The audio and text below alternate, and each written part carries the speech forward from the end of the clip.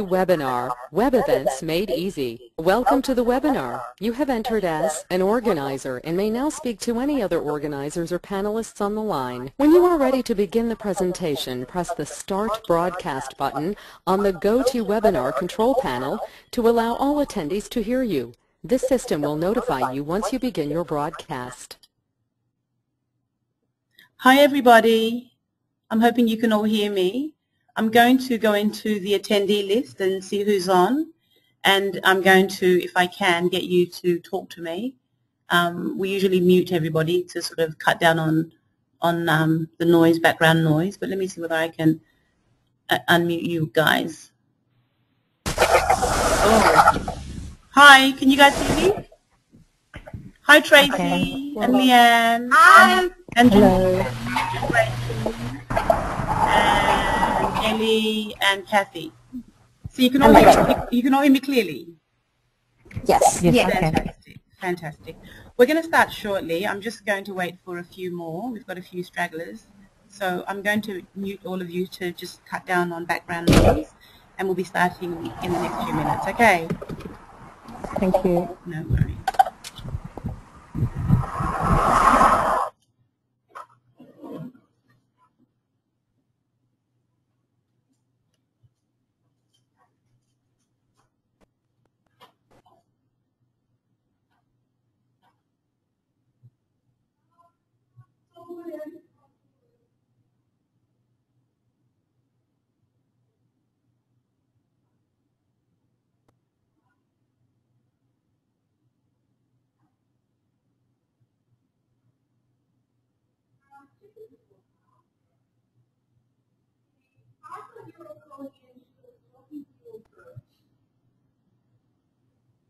Well, she would just walk past, so she's obviously not on it. She's going back there. No, Sally. How come everyone else is there waiting? Oh, no, okay. Yeah. And just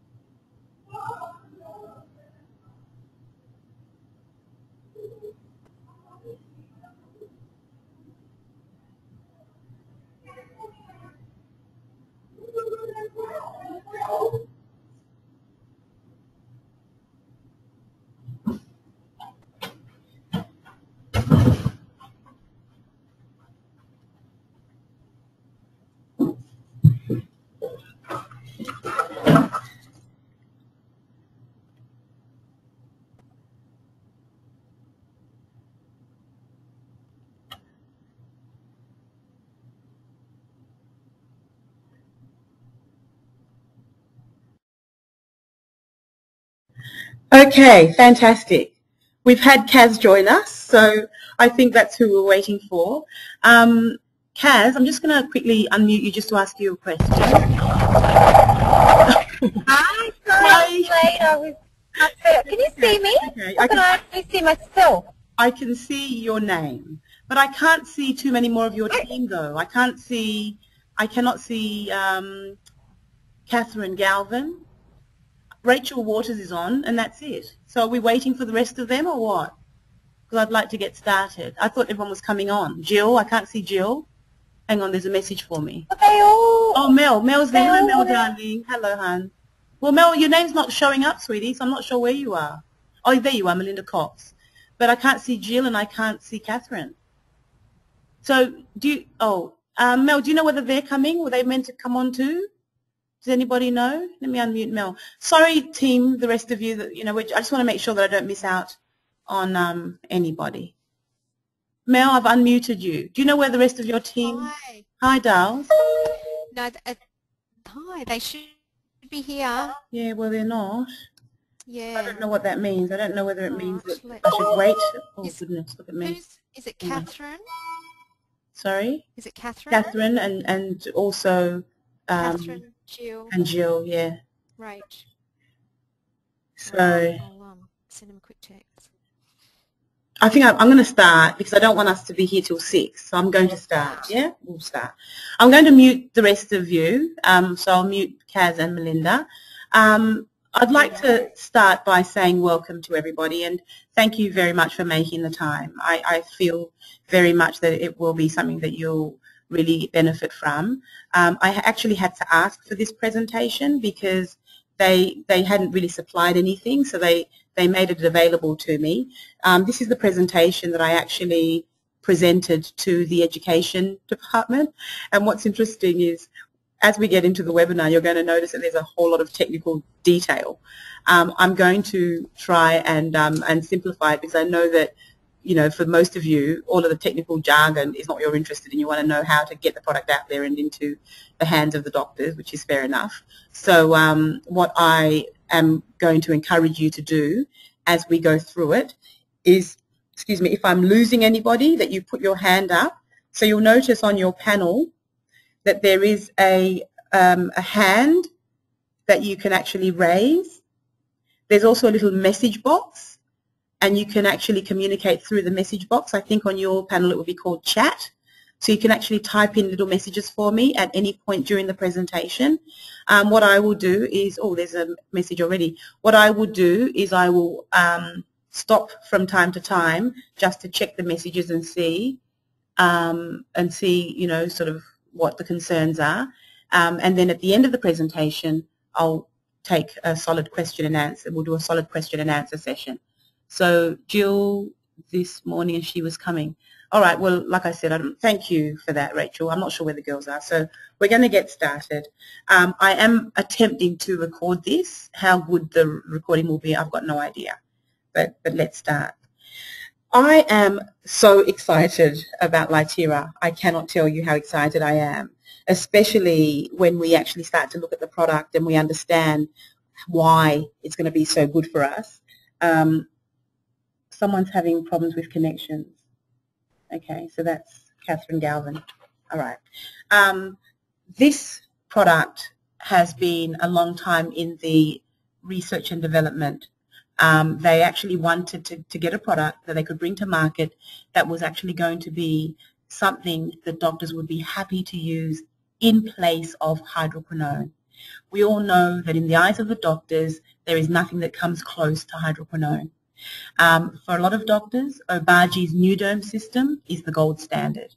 And anything that you bring to them has got to at least be as good, if not better, than what they are used to.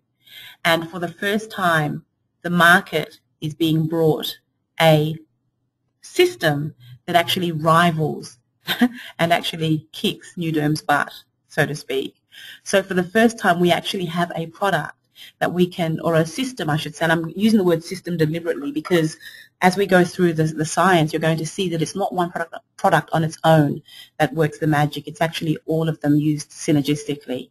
But for the first time, you are all going to be able to go into doctors' clinics in complete confidence, knowing or with complete confidence, knowing that you have got something that is going to be able to answer all his questions, but more importantly, will not give you the irritation factor, the thinning of the skin, and that really typical new derm look, if you like. People who use Obagi new derm over a period of time actually tend to look a particular way. Their skin usually looks very thin, very unhealthy, and oftentimes quite sensitized over time. When we get to look at the trials, you'll see that when patients were actually asked for their own observations over and above their thoughts or their feelings on new derm, Skin Medica's brightening system just in every department rated much higher in terms of comfort, efficacy, ease of use, simplicity, price point, everything. So we've ticked all the boxes that for you as BDMs are important ones. So without any more wasting of time, we're going to get started. Okay. And like I said, you can ask your questions at any time through the presentation. So we know that pigmentation has always been a real challenge to treat. Pigmentation comes in different forms. Melasma is the most troublesome of all, but you also have post-inflammatory hyperpigmentation, which is equally challenging, especially on darker skins. So when you look at the first picture, that's a photograph of someone who has melasma. And as you can see with melasma, one of the key signs of it is that it is always bilateral. So you find pigment forming almost a mask-like effect on both sides of the face, quite equally distributed. And then you have post-inflammatory hyperpigmentation, which is the second picture. And this photograph shows a Fitzpatrick 6 skin type with what's left after her acne has started to clear up.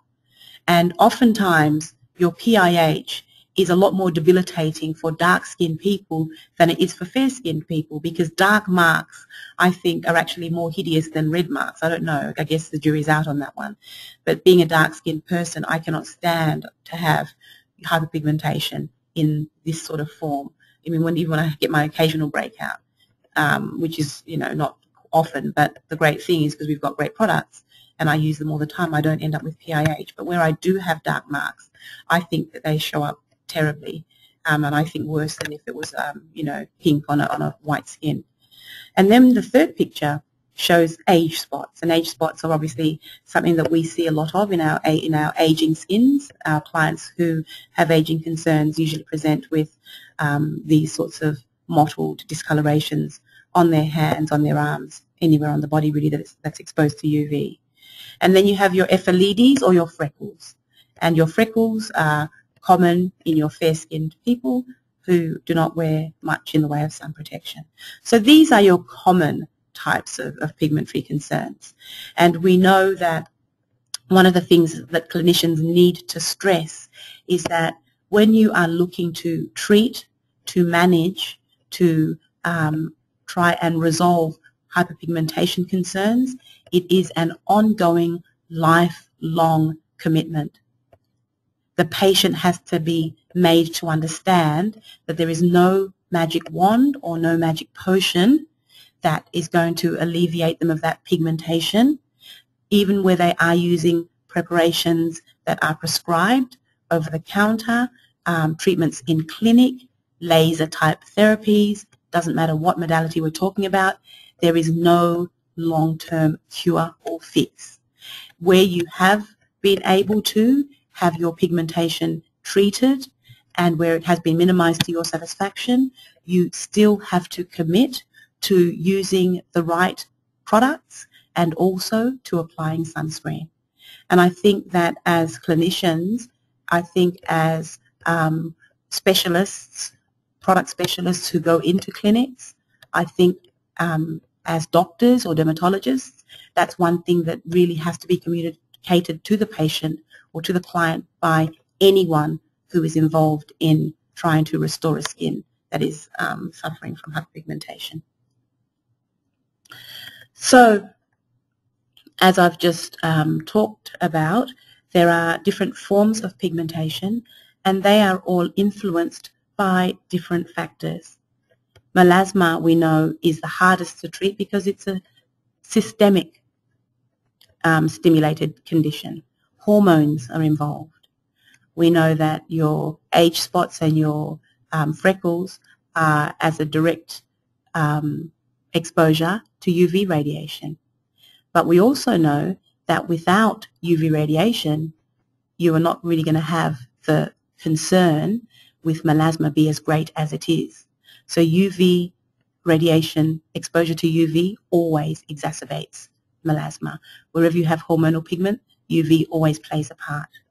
And then you have inflammation. Now, inflammation can take on many forms, but when we're talking about post-inflammatory pigmentation, we are talking about pigment that results due to exposure to anything that is going to sensitize the skin or traumatize it in some way. So it might be UV radiation, it might be waxing, it may be trauma caused by an injury, whether it be surgery or needling or heat due to the intensity of a laser being too high. So anything that causes the skin to become injured is going to result in post-inflammatory hyperpigmentation in a darker skin type. But we also know that inflammation can also be systemic, and that can also have it present or have its own set of problems. And then, of course, aging. And that's where your age spots come in. We know that as we age, our cells start to behave in a manner that is not the norm. So it may be that cell turnover slows right down.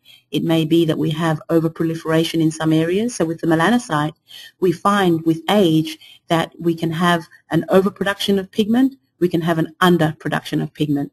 So you'll find that you start to notice mottled concentrations of pigment on exposed areas, but you can also find that there are areas that become depigmented on your arms, on your legs. And this is all unfortunately a part of that process that indicates that we're aging. So I guess before a patient makes any kind of commitment to a new system or product, they want to be sure that it works. They want to be confident that there is, in the case of doctors, that there is proven literature, that they actually have papers that support that there have been trials that have been conducted. And the fantastic news is that we have those trials. We don't actually have them physically yet, but all of the material that we need is being prepared to be sent to us. One of the fantastic things about Skin Medica as a company is they do things properly. They do things right the first time. They don't ever come to market without having first done their homework and their research. So whatever they bring to the table, you know, has been tested and trialed and tested again. I love the fact that when doctors put their hand out asking for evidence, that we can always be confident in being able to deliver that kind of information. So this is also true. This is also true for the new Lytera system. So like I said, there has to be that commitment by both the patient and the clinician to really doing what it takes to get on top of treating this condition.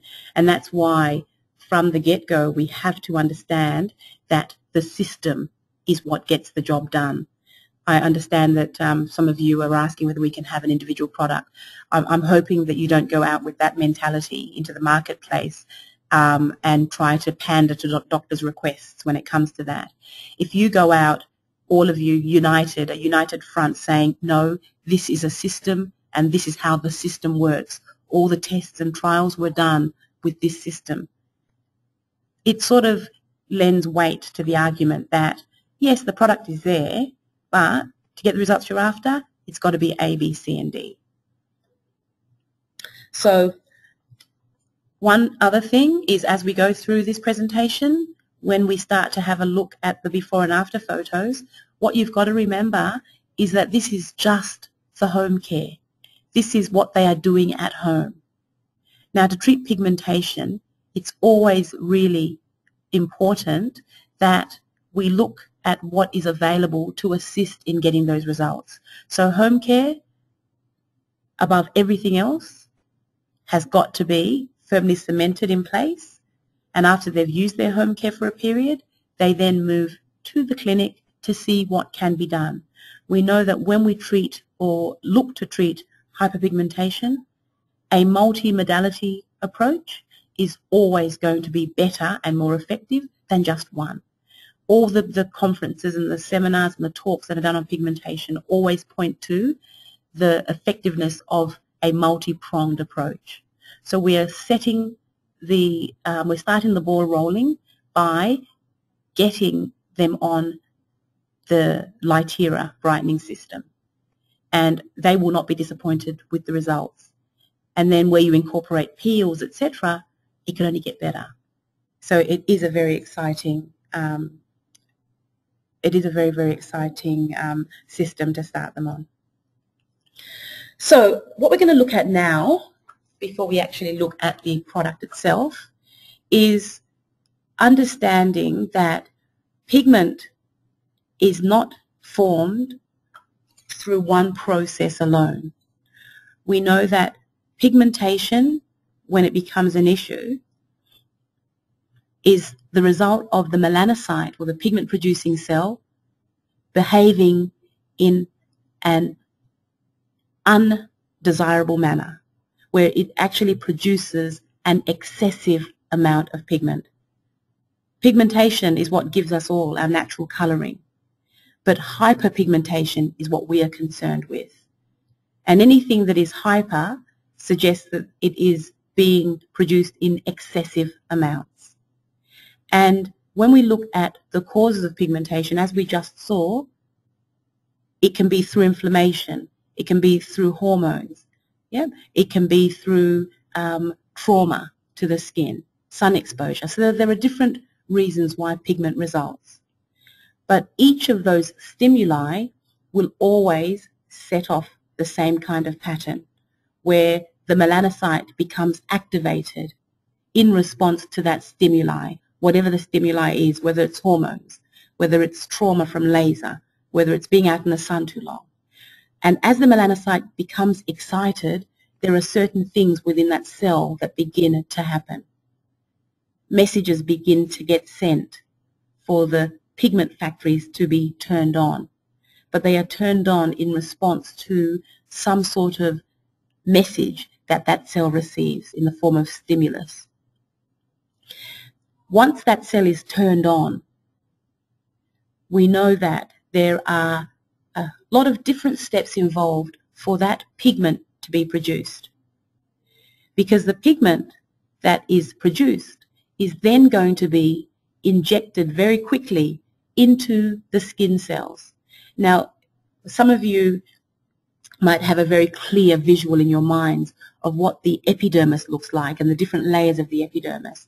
And in that basal layer of the epidermis, we know that the melanocytes reside along with your brand new skin cells.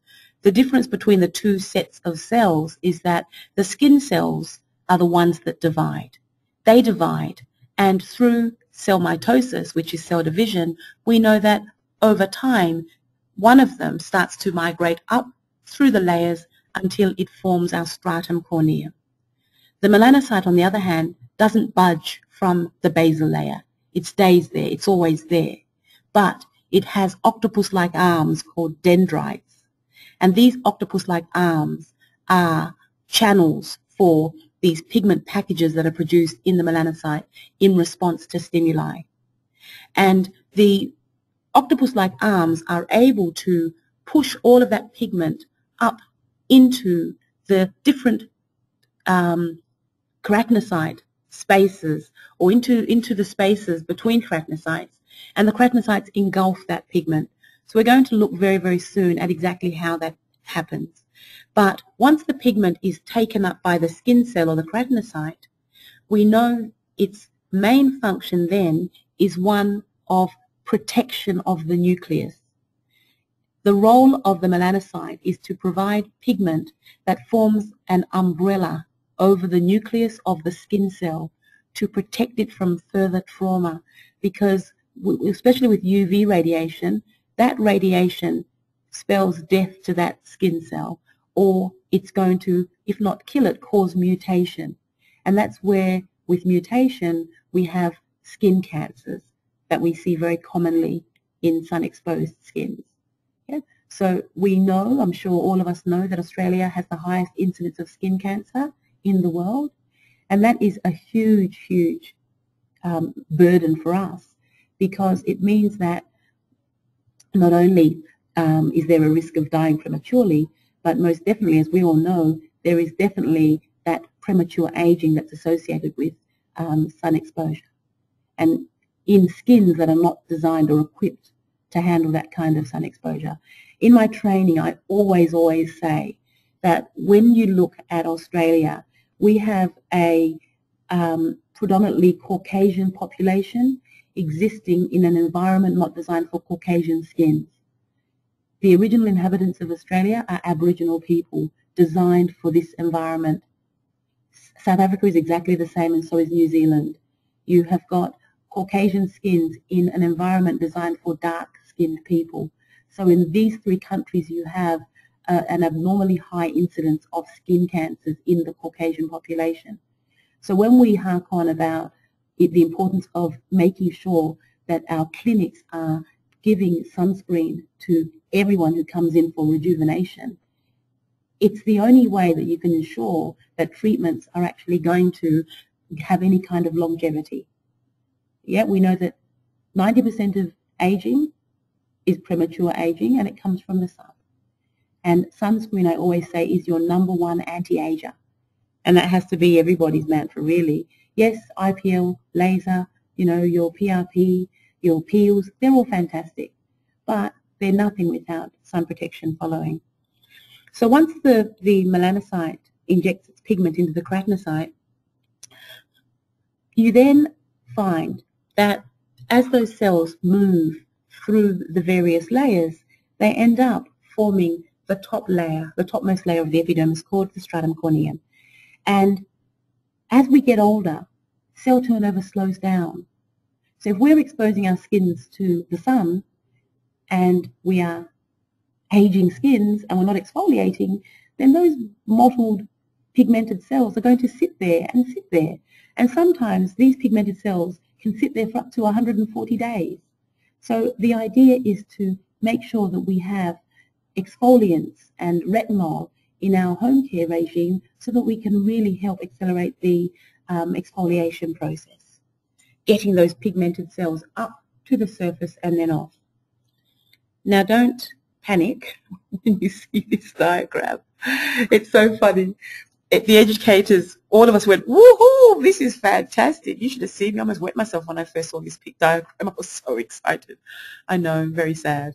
But for once, I just felt, yes, here is a diagram that actually goes through all of the pathways. So through this diagram, we can see what a complex process the manufacture of pigment really is. Now I'm going to test you guys after this, so make sure you memorize all of these different abbreviations. Okay, I'm going to say them once. I want you to write them down. Only joking. This diagram, knowing this diagram, is not as relevant for you as it is for the educators. Really, the take-home message from this diagram for you is for you to understand exactly what's happening here. So what we discussed at the summit that we just completed yesterday was it would be a good idea if all of the BDMs actually got a laminated photocopy of this diagram. And it's not really, the purpose is not really to be able to master what each of these abbreviations are, but it's more just to have something that you can show the doctors, impress the doctors with, really. So I'm just going to explain really quickly what's happening here. And then what I also did for the educators, which I'm more than happy to share with you, is I broke all of these abbreviations down and explained what was happening. So I'll do that. I'll send it through to you guys as well. But what this shows is when you have a look at the far right-hand corner, you can actually see that the UV exposure primarily is going to stimulate free radical production. You can see that here with my little curved arrow.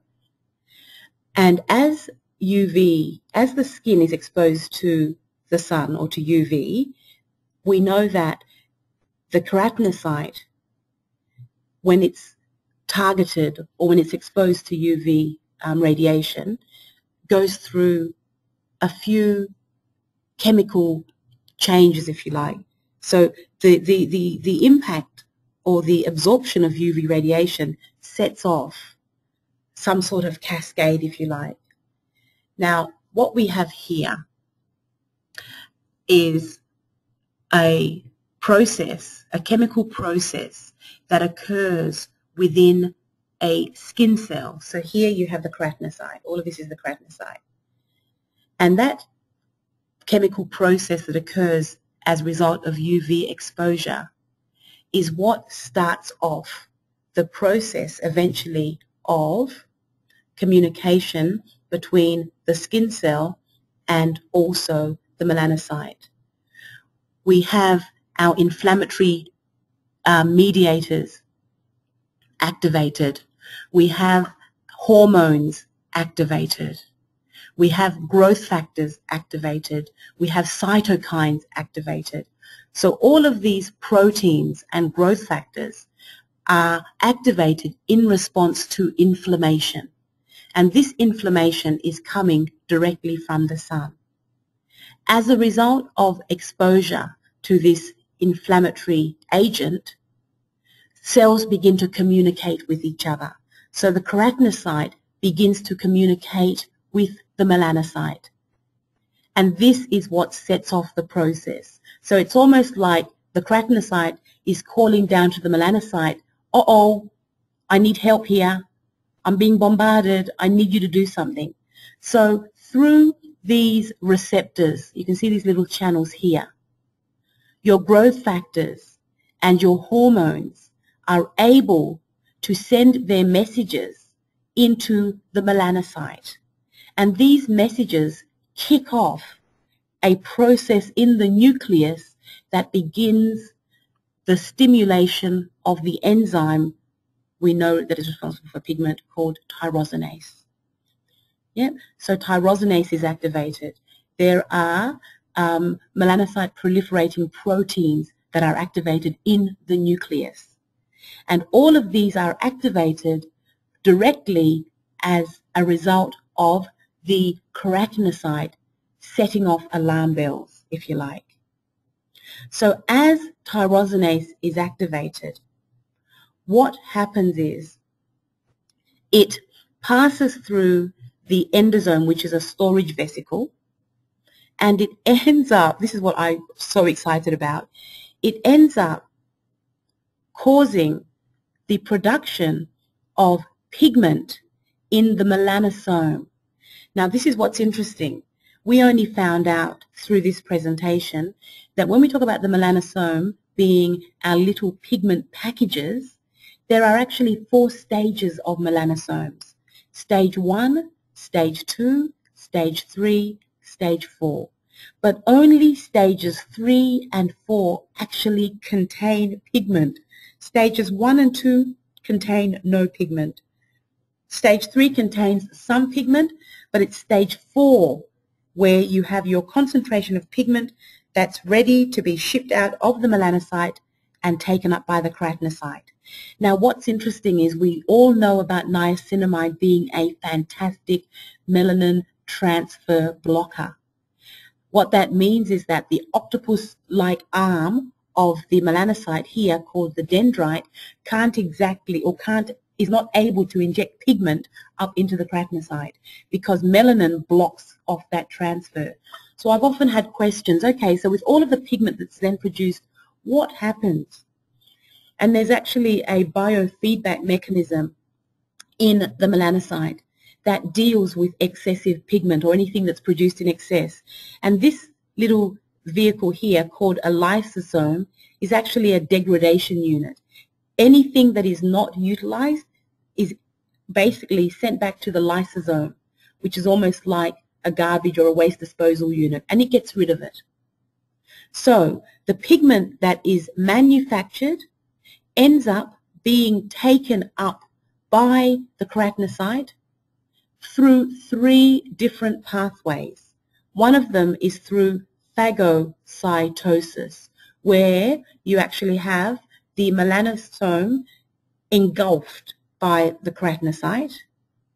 You also have something called vesicular transfer, and this is just a little bit of information, because I know some of you might want a little bit more information, but for others it's enough to know that once pigment has been manufactured, it's then taken up by the keratinocyte. For those of you that want a little bit more, one way is through phagocytosis, the next way is through vesicular transfer, where you actually have these little vesicles that detach themselves from the melanocyte with pigment in them that are then transferred into the keratinocyte. Or the third way is through membrane fusion, where you actually have a meeting. I was saying to the girls yesterday, it's a bit like a bit of lip locking between a girl and a boy. So you've got the exchange of germs happening right there. So boy germs, girl germs as they kiss, yeah? So you actually have the membrane of both the keratinocyte as well as the melanocyte actually joining and fusing, and then you have that exchange of saliva going through right there. So that's your melanosome being taken up. I hope you like my humour. So that basically is it. That is how you have pigment stimulated through the command that is given off via the nucleus, and then you have your tyrosinase mixing with your tyrosine, and then the creation of pigment occurring with it being uptaken by the keratinocyte, where it goes and settles over the nucleus of the keratinocyte. So I'm just going to ask, before we go on, while it's all fresh, if there are any questions at this stage, because that is basically the science in a nutshell. I am going to give you terms for all of these, so your prostaglandins, I'm going to give you, I'm going to explain what your prostaglandins are and why P53 is important and what your pro-opiomelanocortin is. And that will just be for people who are interested in wanting a bit more detail. But really, as a BDM, your role would be to get just to whet the doctor's appetites or whatever, and then get the educator to come in and do all of the nitty-gritty stuff if they want more. It's important for you just to understand that inflammation can be from an external force. The most inflammatory or the most damaging of all of your external factors is UV radiation. One little thing that I left off my explanation is that you also have your hormonal triggers, which is your systemic inflammation. So systemic inflammation also sets off the same kind of response, where your growth factors and your cytokines and your hormones are going to be transferred through the different receptors, yeah, and then acted on inside the melanocyte. So there is a question here. Let me just see what's being asked.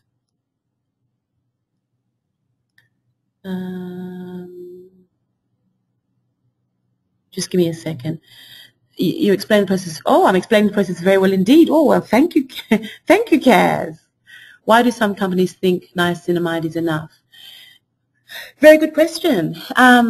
See, I guess why I'm excited about this product here is that, as we're going to see very soon, it hits the process at so many different levels. Now, absolutely, where you have a company that just formulates with niacinamide, that's all well and good. That's hitting it, or that's taking it from the back end. So the pigment has been produced, and now it's going to be uptaken by the keratinocyte. So using niacinamide, you actually are going to block off that transfer. So some companies think that it's enough. But when you think about it, what would make more sense is if you could actually influence the manufacture of pigment in the first place. So where you have these influences, be it external or systemic, acting on the melanocyte, if you can influence the actual production of pigment in the first place, well, then that's going to be a huge thing. So the idea is for you to try and impact it on as many fronts as possible to get the best outcome. You all know, because none of us live in a burqa or under a rock, so you all know that we all face pigment challenges to different degrees. And I'm sure all of you have tried different pigment products, with some working more effectively than others. And what you will find is where you have a nice blend or a nice mix of different agents that target pigment on different levels, you're going to have better success. So it's a bit like saying, oh, you guys use 20% lactic acid. Well, that company there uses 35. But what they're losing sight of is the fact that apart from the 15 or the 20% lactic acid that we use, we may have other ingredients in there. So it's not just one ingredient alone that is going to give you the best results. The same way that it's not just one modality when it comes to treating pigment that's going to get the job done. And if you can hit the skin with as many different ingredients as possible, or if you can use multiple modalities to treat pigment, you're obviously going to get a better result. Catherine, I hope that helps. Does that answer your question? Is it just the one question? Does that mean I'm doing a good job and I don't need to explain any further? Because I just had the one question there. Hello Ellie, how does Simply Brilliant fit in with this pathway? Okay, so this is another thing, because we had that question yesterday.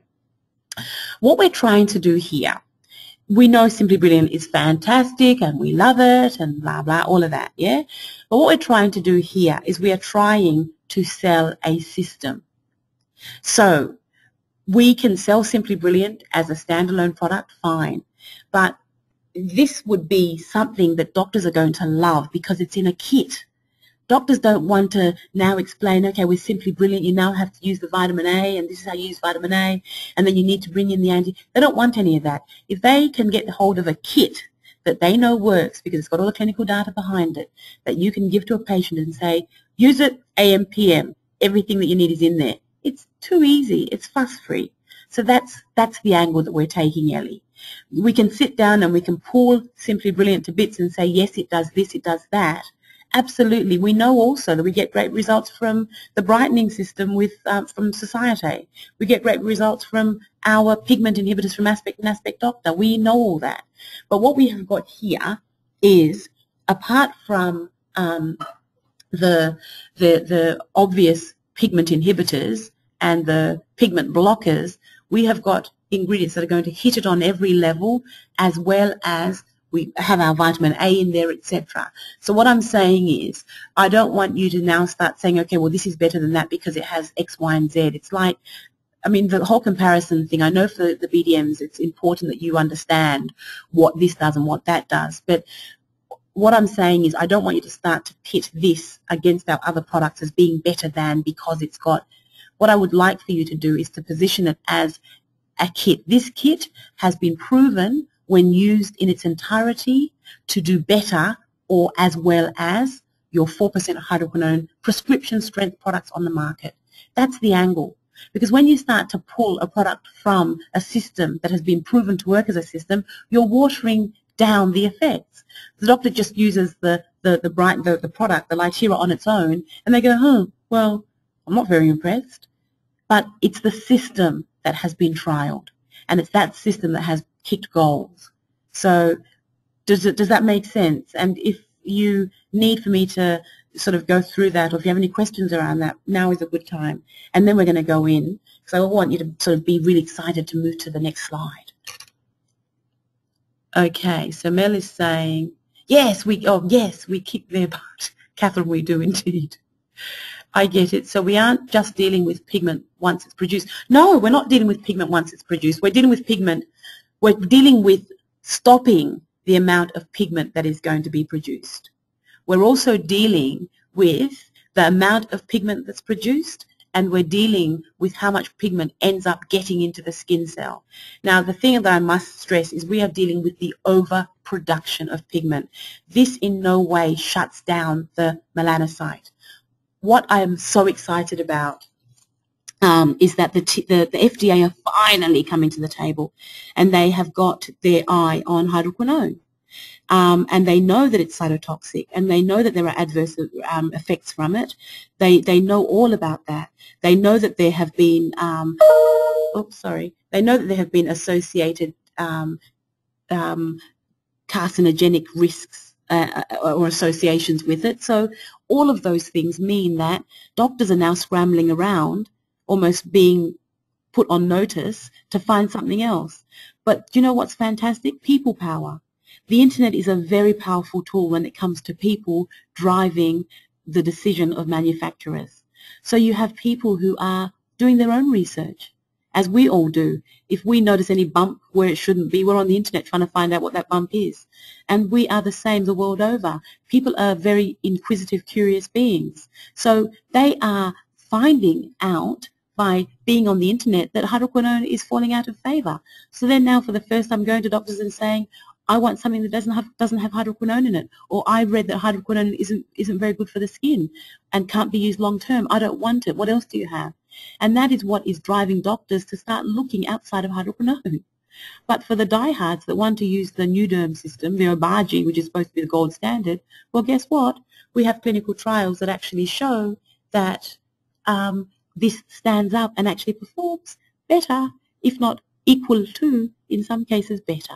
So that's what we're also going to look at. Is the TGA considering, well, see, the TGA, you know, in a lot of ways, they look to see what America does with those sorts of things. We're one of the last few bastions where hydroquinone is used. Us, New Zealand, and the US. I mean, in Europe, it's banned. Asia, it's banned. You know, what are we doing? South Africa, it's banned. So there's no doubt. I mean, we haven't got the official word. We had word, Kaz, a little while ago that the TGA was banning it. It's still here. So I don't know how much truth there was to that statement. But I know that once the directive comes from the FDA about hydroquinone, you'll see that there'll be that knock-on effect. I've got no doubt. All right. So does that mean that everyone is happy? That was the last question that I had from Kaz. All right, so I'll carry on then, and if any more questions come up, just ask, yeah? So what's really, really exciting is that when we have a look at the ingredients in Litera, what you're going to find is that they work in so many different ways. We have ingredients that are actually going to reduce that melanocyte activation. So when the signal comes from the keratinocyte, you're going to find that there is not going to be as much stimulation of that melanocyte because of what these ingredients here do, which then means that there isn't going to be as much pigment produced. So retinol, linoleic acid, glycyrrhiza glabra, which is licorice, hexylresorcinol, tetrapeptide 30, all of these ingredients are going to work to help lessen the amount of pigment that's produced. And then we have ingredients that are going to target that transport of the melanosomes out of the melanocyte into the keratinocyte. So 4-ethoxybenzoaldehyde, niacinamide, tetrapeptide 30, all of those work to also influence the amount of pigment that ends up in the skin cell. And then, of course, removal of pigment is really important. And that's where retinol comes in, because retinol, we know, accelerates cell turnover. So what this slide here shows, which I think for you guys is a key slide, it shows exactly how we are hitting pigment formation on different fronts. So what I would do is this slide here, I would have laminated. This slide here explains exactly how that happens. Are you excited? Hope so, because I am. Let me just check and see whether anyone's excited. A quick comment would be nice. Yes, there's Kaz. Is there just Kaz in the room, is there? Please, don't be shy. Can I have some other comments? Yes, again, says Kaz. Is anyone else excited, or is it just me and Kaz? Yes, there's Melinda. When can we get it? That's more like it. When can we get it? Soon, love, soon. We're actually just in the middle of trying to get our launch dates all sorted. We're going to do a launch for it. But honestly, for all of those people that are not believers, it's going to be great. Yay, Leanne's on board too. Yeah. So, no, it's good. It's a good thing. And I guess what we have, oh, there's Rachel, late, but still in the game. That's good. Trying to conserve battery. Well done, Rach. I think can we get some early key accounts? I'll ask the boss. Let's see what we can do about samples, Kath. We've got one of our big clinics in Sydney trialing it at the moment. So we'll see what happens. So facial rejuve, Kath. So we'll see what happens. You know what Gary's like. He's very skeptical about most things, and Obaji and him were best mates at one stage, so it'll be nice to actually have something that we can take to him and say, ha ha, guess what? But I think what's really exciting when we get to the products is for you all to remember that this is not a prescription strength. This is not prescription strength. And yet, when tested against prescription strength products, it did as well as, and in some cases better than. That to me is what's exciting.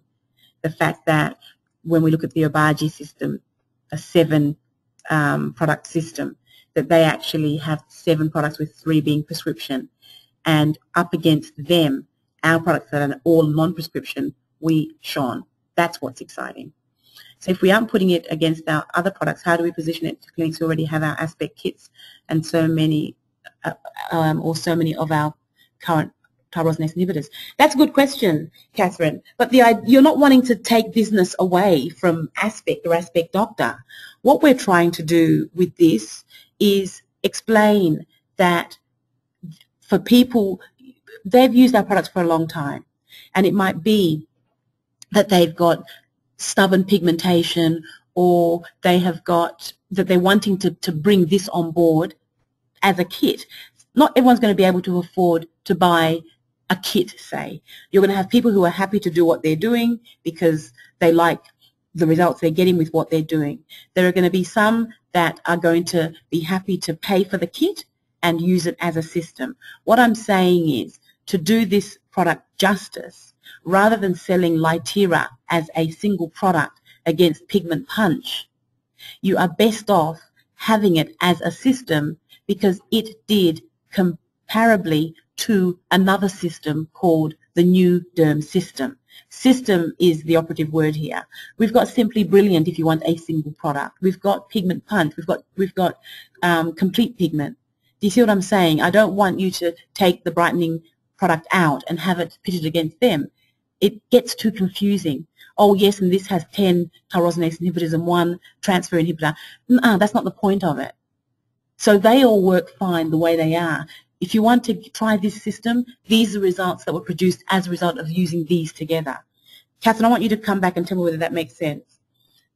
The reality is they only want new products if they are more effective than what we currently have. Absolutely. But Catherine, what I'm saying is the product works as part of a system. That's what I'm saying to you. So when you take it out of the system, if you're trying to get the results that the system gave you, well, we can't say that you're going to get the results. That's my point. So I'm trying to say to you that, yes, I know what the reality is. They only want one product. But who's pushing the reality? You're pushing the reality onto them. You're telling them how it goes. Oh, doctor, I know you're prescribing that I take this tablet after dinner every night, but really my busy schedule won't allow me to because I've got Pilates and yoga. I can only take it once or twice a week. Will I still get results? Well, I'm sorry, no. I'm not saying it's not going to work for you, but I'm saying that you have to follow a system. When new people come on board, you want them to follow something that we know has worked rather than make up their own as they go along, and that's my point. It gets very confusing to clinics that already have our other products to now bring out a new product and say, oh, this is the best. The best until when? The next one we bring on board? But as a system, it's a unique concept, and that's what I'm trying to say. You've got to try and position it right and give it its importance. Can I please have a discussion around this, just so that I know that everyone is happy with it? I believe in the kit, not talking about one product. It's from a different range to what most clinics have with us. I know, but Catherine, all I can say again about that is all of these trials and the results that they're getting are as a result of using what we've got. That's all I'm saying. So if you start to try and water down the formula and say, okay, well, they can only afford this, then you are buying into the clinic's hands. What I'm saying is they will take their direction from you. And if you go in there passionate and say this, let me give an example, right? In the kit at the moment, they have a 0.05% retinol. right? When they first did the clinical trials in the States, they were using a 1.1%. And the results that they're getting from the 0.5% in combination with the other products has given them better results. And that's my point. There's a reason why they have actually got it the way that it is. They had less adverse reporting with this percentage strength in this formulation than they did with the 1.1. Because what you really want is to make sure that people have long-term compliance. And if they're getting irritation or redness or flaking, they're going to stop using it. And when they stop using it, they're not going to get the results. That's my point. Tracy gets it. That's good. I was just under the impression this was going to be more effective than what... Okay, so under the impression that this was going to be more effective than what we have. What we have here, Catherine, is a fantastic product that when used, and I know I sound almost like I belong in Japan, because when I lived in Japan, this is how it was. It was like, no, this is the way it is. No, this is the way it is. I know, but no, this is the way it is. I know I must sound a bit like a broken record, but absolutely. See, the thing is, as a company, you know we only bring on fantastic products. But you also know that pigment is a really hard condition to manage. You know that because you suffer from pigmentation challenges as well. And you know that even where you have great success with one, if you're not compliant, at any point the pigment comes back. So what we have here is a fantastic system that works as a system to address pigmentation concerns. If you start to change, chop and change, then it's, I don't know. I don't know. And you then lose power by now not being able to guarantee outcomes. And that's my point. So Simply Brilliant, you know, all of you love Simply Brilliant the way that it is. And what I'm saying is that is one product that we have. The way that this was designed was as a kit. You want them to use the kit, get results, because once they use the kits and get results, guess what? That's what they're going to be buying. And it also means more money in the back pocket at the end of the day than selling single units.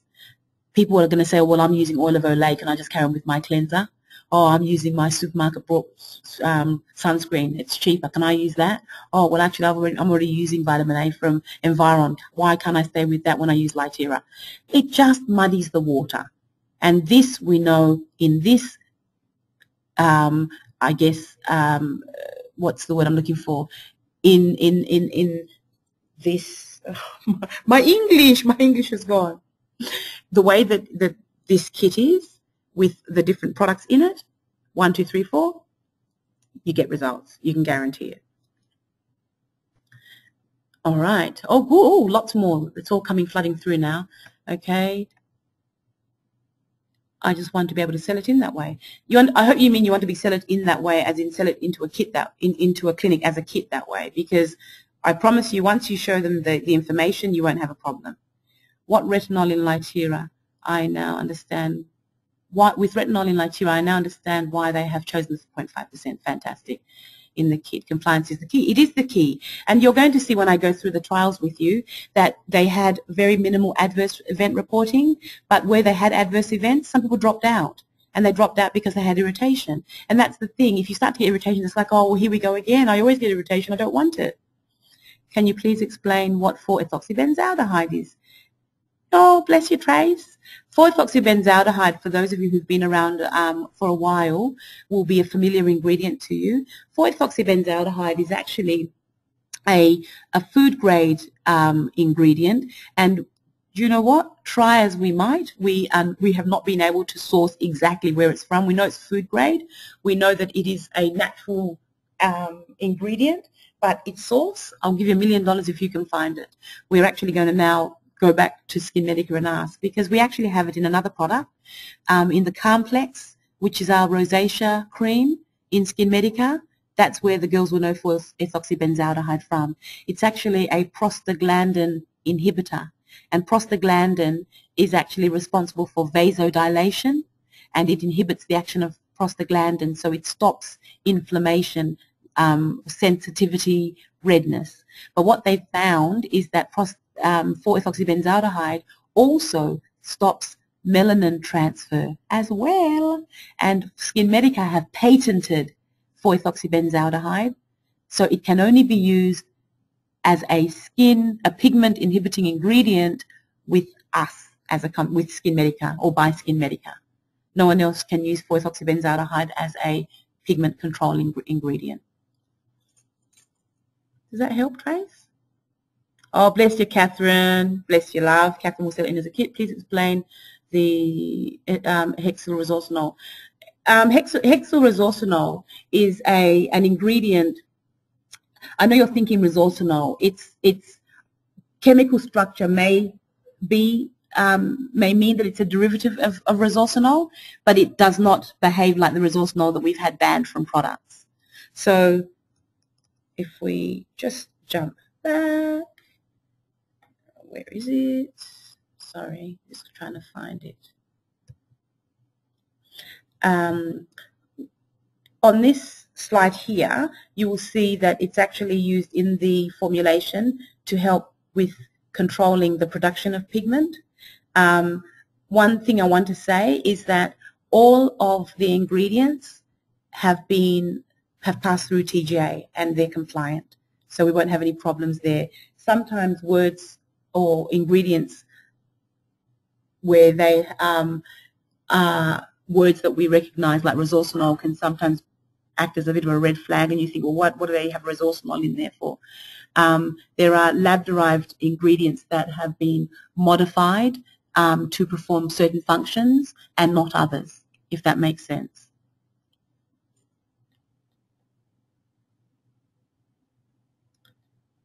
So this slide here, I think, is going to get you as excited as I am, because what this slide here shows you is exactly how all of those ingredients that we looked at work.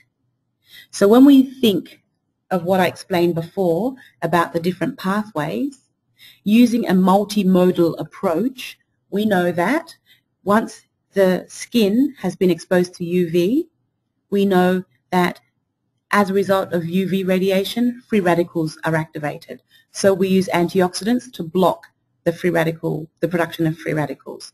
And the antioxidant that is key here is tetrahexyldecyl ascorbate, which is our lipid-soluble vitamin C. We also know that once the chemical processes within the cells start to work, that there are ingredients that will actually also stop the pathways involved that are eventually going to lead to the production of pigment. Okay? So, and I know this is a little bit too much, but anyway, so there's something here called propionyl melanocortin. And what POMC or propionyl melanocortin does is it actually turns on all of your inflammatory agents that are then going to get the melanocyte producing pigment. So your hormones here, yep, your adrenocorticotrophic hormone, yep, but also your prostaglandins and your alpha melanocyte stimulating hormone. I'm not going to go into the science, but I just want you to know that where you have inflammation and hormones activated, by blocking the activation of this melanocortin, proprio melanocortin, we can inhibit or block that with tetrapeptide 30. So that will then inhibit the actual uptake of your hormones, etc., into the melanocyte. We can also stop systemic inflammation, which then activates hormones to cause tyrosinase to be formed in the nucleus, by using our anti-inflammatories like 4-ethoxybenzaldehyde and tetrapeptide 30. So these here are the ingredients that are found in the new complex, yeah, the brightening complex. What's really important here is in the nucleus, we know that we always talk about vitamin A as being the only ingredient, the only vitamin that actually reverses DNA damage. Well, transcription or the coding occurs inside the nucleus. The coding of new messages occur inside the nucleus. So we actually stop the coding by using retinol. We know that we can actually interfere with the process. So where you have a cell that is mutated, that is producing the same mutated cell over and over again, we know that retinol has been shown to affect gene transcription. we know that we talk about retinol being a DNA damage reverser. It's absolutely true. So retinol works here. And why that's important is that oftentimes, like Catherine was saying before, they might just want to buy the one product. But in the kit, you have retinol in the right amount to also get the job done. There is no retinol in the actual Lytera product itself. But as part of the kit, you have got the right strength of retinol to not cause irritation, to not cause any chance of them becoming non-compliant. Oftentimes when you're trying to treat pigment, you might only have part of the jigsaw where you're just using the brightening serum, for example, but you're not using retinol because, oh, they can't afford to. Well, do you know what? It's not a matter of not being able to afford to. If you want your pigment gone, you need to do it properly. I always say it's funny how you can't afford to buy your products, but you can afford to spend $500 on a really hot dress or a nice pair of shoes or whatever it is that the person likes. So it's all about priority, what the priority is and how important getting rid of that pigment is. Because I tell you what, I always tell the story about me buying my $900 Dyson vacuum cleaner when I'd only gone out to spend about $300. But I was so impressed with what the salesman told me and how he explained it that I thought, you know, I only want the best. And when it comes to ourselves, that's what it boils down to. Where you have a concern, you only want the best. I know absolutely if there were two, you know, types of champagne and that one was the better one, I'll be going for the better one, I'm sorry. So same kind of thing. Yeah, we need retinol as well as the other components of the kit. Okay, and so what we also want to do is we also want to increase the amount of tyrosinase or the enzyme that's produced. Yep. So once transcription happens here, tyrosinase, enough tyrosinase is then pumped out of the nucleus. Yep.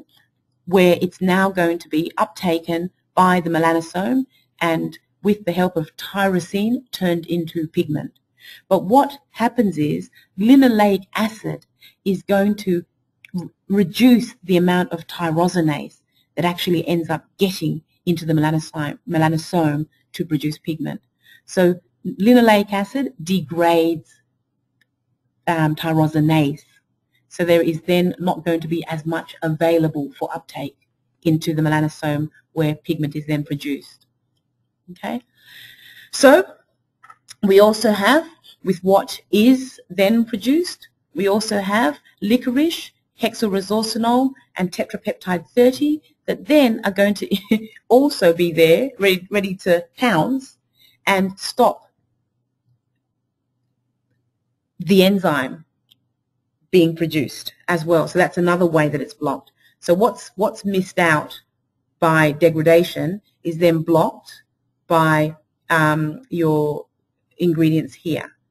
What is taken up into your stage 4 melanosome, which is where you have your concentration of pigment, rather than it being then injected into the skin cell, it doesn't get the chance to be because niacinamide, 4-ethoxybenzaldehyde, and tetrapeptide 30 are there to stop it being uptaken.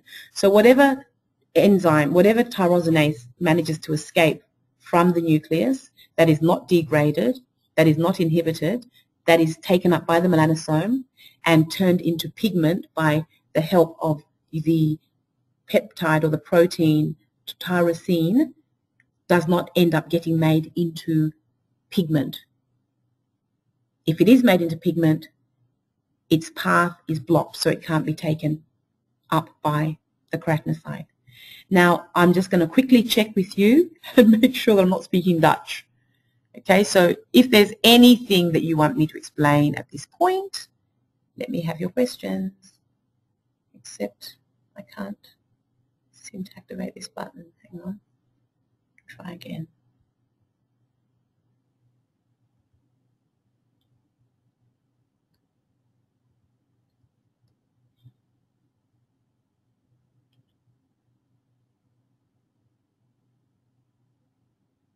Oh, good. Very good question.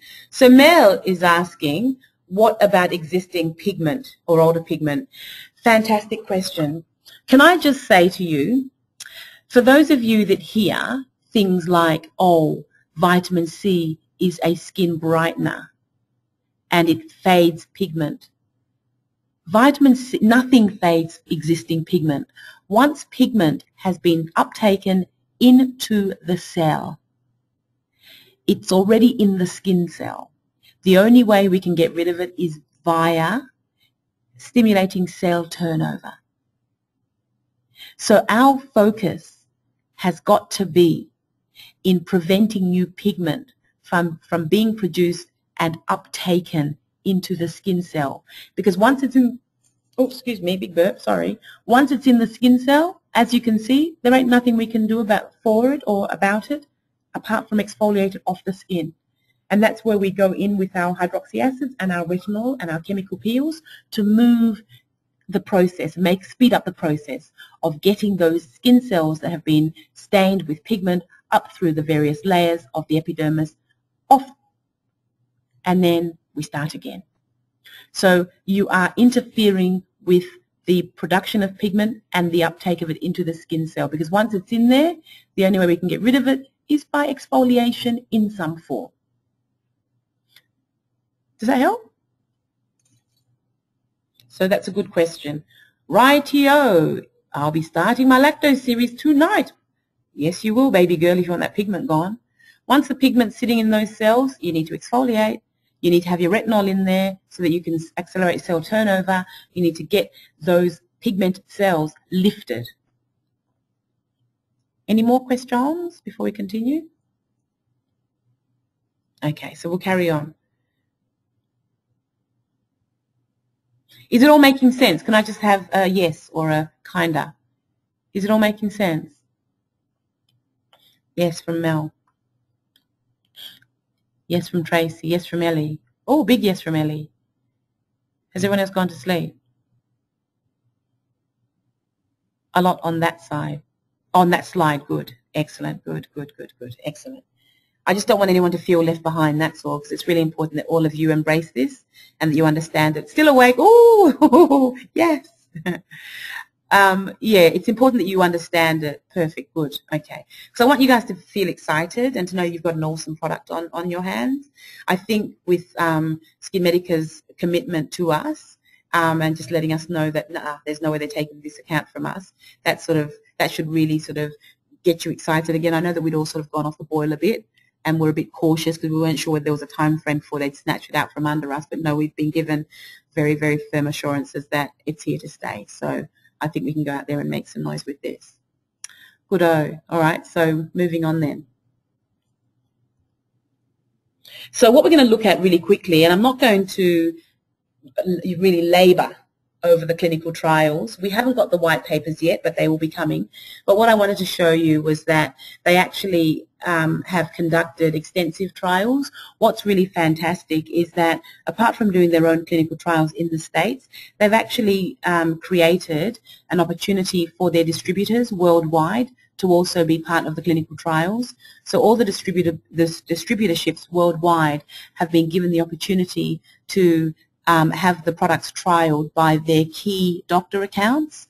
And what's going to happen eventually is that their 320 photograph database of before and after photos is going to swell to about 500. And the 500 strong before and after photo database is going to be accessible by all of us. Our doctors are going to be able to access the brilliant results that are shown in the before and after photos. So to have a database of 500 photos, clinical trials being done, all the information collated, there's been no other trial in history, this is their claim, which I can believe, that has been as extensive as this. And I think the reason why it's been so extensive is they wanted to make sure they got it right. And what excites me is 4% hydroquinone, prescription strength, this, non-prescription, doing as well, in some cases better. It's a fantastic story to tell. So we're going to focus on 3 trials here because the 4th one, well, I'll talk about all of them, but we don't use the vitalized peel. And because I'm very conscious of our time constraints, I was also a little bit sort of worried about how long it would take, but we're actually doing all right for time. So there are the studies that we're going to look at now. So the first one was Litera. Oh, sorry, quick question before we go on. Sorry. can we get a comparison sheet, especially with Obagi? I'm sure they're going to, oh, Janine's not asleep either. I'm sure they're going to give us something. See, it's actually they're trying to launch it all at the same time. So I know in America and in Malaysia and all the different places where they're actually launching this product, everything is sort of leaving America around the same time. So time frame, I know that when we do our launch, we're hoping to have the data to actually show our doctors, because that obviously is something that we want to sort of start running with. How long before that we have access to them, I'm not sure yet. But Mel, I shall find out for you. I'll just make a note of that. How far away? Okay. So, so the first one we're going to look at is Lytera versus 4% hydroquinone. And this was done on patients who had moderate to severe pigmentation on the face. The second one that was done was a 6-month trial. And what they did was they actually did a trial of 6 months compared to longer use with the product, so a long-term extension. So this was Lytera being used on patients, all knowing that they were having Lytera used on them with varying lengths of time. And then the third one was Lytera being used in comparison to the new derm system. So this is the Obagi system here in treating hyperpigmentation. So they actually pitted one system against the other. So when we say one system against the other, we're talking about the 7 products in Obagi versus the 4 products in ours. And then they also did a trial with the Vitalized peel. We used to stock the Vitalized peel, but it had resorcinol in it, so they pulled it from our market. But they looked at that, where they used the products at home and then came back and had peels in clinic. And that's what I was saying to you. The results that we're going to be looking at primarily are results you just get from using the product. So you can imagine after they've gotten most of it mopped up, a series of peels, fantastic. Okay, so let's have a look then. So you'll notice down the bottom of this page that there is actually a white paper that shows a study, a randomized double-blind study that was done comparing Lytera to 4% hydroquinone. And this was done, what's this? This was, it was actually published in December 2012. So that's a paper, and I know that it was published in, I think it was the Journal of Dermatology or somewhere like that. But it's great to see that, like I said, that there's evidence there of what we just said is available to us. So they had a double-blind randomized half-face design, and double-blind basically means that neither the patients nor the administrators of the trial knew what the product was. Okay. Randomized means that some were given the product and some were given placebos. So thought they were using the product but weren't given anything. And half-face design, obviously only half of the face was actually tested. Okay. And what they wanted to do was to actually, with the 4 different products that they had, look to see what gave the best results.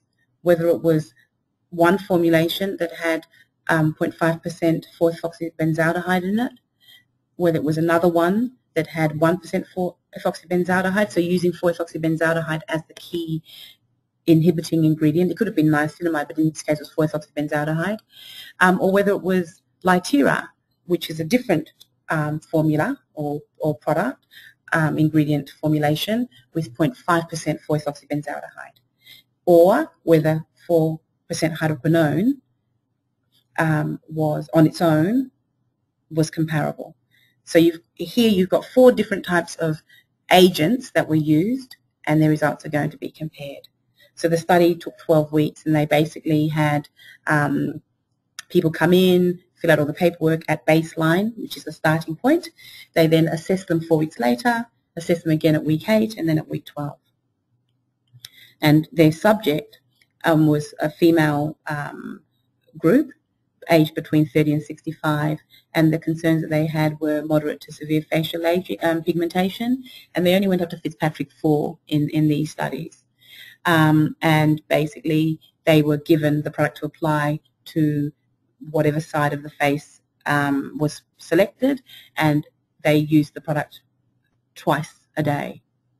And their regime was very simple. They used cleanser, they used a moisturizer, and they used a sunscreen, and then they used this product. And what they found was they then used the rating scale. So they used the investigator had a rating scale to see how they went. They gave the people who were going to be on the study a questionnaire to fill out to give their feedback, and then they also tested whether it was mild, moderate to severe. So they used the scale, assessing scale. Things that they looked out for were erythema, scaling, that kind of thing, and also burning, stinging, itching, tightness. You're going to find that there were some adverse events reporting where you had burning, stinging, itching, and tightness in some cases. Some found that when they stopped, when they cut down to once a day, it actually eased off, and when they started again, it was fine. You had one situation where when they stopped using the products, it went away. When they started to use products again, the irritation started with exposure to UV. So you just be aware that when someone initially starts using the products, in some cases there may be some redness, there may be some tingling, but what they have said to us is they push through that, and that you will actually find that for most people it resolves. So it wasn't an issue. Out of everyone that they tested, you had very, very few people who found that it was a problem. The standardized digital photography that they used was, I understand, a Vizia. Okay, and that's just the breakup of the groupings of the patients. Okay, so they're basically looking to see how Lytera compared to 4% hydroquinone. And what they actually found when you have a look here was that you have very, very similar results. Your hydroquinone is this here, and Lytera is this over here. So they actually found, I actually wrote down,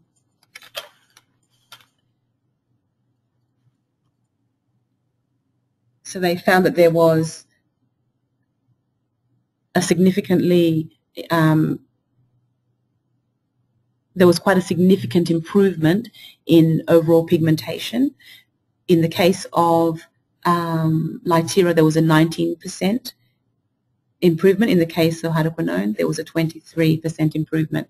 Because remember, you're going, this here is change from baseline. Baseline is 100, and then we're looking at the improvement. So when you subtract, say, in this case, it would be about 77 from 100. You get an idea of what the percentage of the improvement was. So when you think of the hydroquinone product, which is prescription strength at 4%, and you look at what Lytera did, which is non-prescription strength, very, very comparable results. Very, very exciting. And I think for us, what's really important is that we know that we have got products that are non-prescription strength performing as well as prescription strength products, or very, very comparable to prescription strength products. I think what's equally important when they actually asked for feedback from the users was that the subjects actually felt that Lytera blue, hydroquinone grey, helped to fade spots better than the hydroquinone did. They felt that Lytera improved the evenness of skin tone, that it helped to lighten darker patches over hydroquinone 4%. It increased the clarity and the radiance of the skin. They also felt that there was an overall improvement in skin tone, that there were fewer, the decrease in skin discolorations they felt were neck and neck. So they got results that were quite comparable from both of them. Overall skin condition, they felt Lytera was better. The overall appearance of the skin, they felt that Lytera was better. And the overall improvement for them, they were actually in favour more of Lytira. And this is a non-prescription strength product, so I just think this is brilliant. It's just so exciting. So they found that Lytira overall was very well tolerated, and that the irritation factor for both groups was less than mild, and that there were no really big significant differences between the two. There was some adverse events reporting. There were 4 treatment-related adverse events with Lytira, and with the 2 that did continue, once they modified their regime, taking it from 2 days to 1 day, or stopping and then starting again, it resolved. 2 dropped out and discontinued. So the adverse events were things like I said, stinging, burning, peeling, redness. So because it's recommended AM and PM, when the person moved to just once a day, it was sorted. So it's important that we let our accounts know with their finer skins or their drier skins that you might have to adjust protocol. Yeah, remembering also that with vitamin A, we do say typically every 3rd night. With the 0.5%, they've actually found that for most people, for most people, using the Lytira AM/PM is fine, but there maybe have to be some other adjustments. So with the vitamin A, every 3rd night, as we say, with fine skins, and then moving it up to every 2nd, etc. And we're all familiar with that, and their protocol is the same. So this here is an example of someone who was using the 4% hydroquinone, baseline to week 12. This person is a Fitzpatrick 3. She used the 4% hydroquinone product, so you can see the improvement from baseline to week 12. This person here was treated with Lytira. So this person here, baseline to week 12, you can also see quite significant improvement. Remembering, guys, that this is home care. Yeah? So then this coupled with in-clinic treatments, you can just imagine. Someone's asking a question. Oh, wow, absolutely, Trace. Indeedy. But I'm just so proud. I just love the fact that we're always there, you know, up there with the products we bring. We're a very innovative company. You know, we're always looking for ranges that are going to just give that little bit more. And I think, you know, clinics do look to us for something new and exciting. And we may not be a Me Too company. We're not trying to compete with, you know, whoever's out there, the DermaQuest or whatever. I think we should just be confident that what we're doing is, you know, the right thing, that we back it up strongly, and we're always on the lookout for something that's going to be an improvement, but not at the rate that they want us to. They're bored next week, so they want something else. You know, I mean, it's ridiculous, some of these clinics and their demands. As we get something that's going to be more effective, we'll bring it to them. Another question. Just to confirm, vitamin A in the system is not triretinol complex. So the vitamin A system, the vitamin A in the kit is, it's not, so there is the triretinol complex, and then there's the ES, and it's not ES. So I'll have to check and see whether it's the triretinol complex that we already have. Okay, so I haven't actually seen the kit at work. So I'm only going by the information that we have. I know it's a 0.5%, but let me check and see whether it's not the triretinol complex that's already out there. I'd hate to say yes and then find that, oh, actually it's a bit different. So I'll get back to you on that, Mel. Okay, so here we have Lytira again. This is another person that was treated with Lytira. Baseline compared to week 12, a 46-year-old. So once again, I mean, look at the jawline. You can see the face just looks much clearer, doesn't it? It looks much cleaner after the 12-week treatment. And here again, so this is a Visia machine showing the results. So look at the forehead. I mean, you've got to be happy with that after 12 weeks. Okay.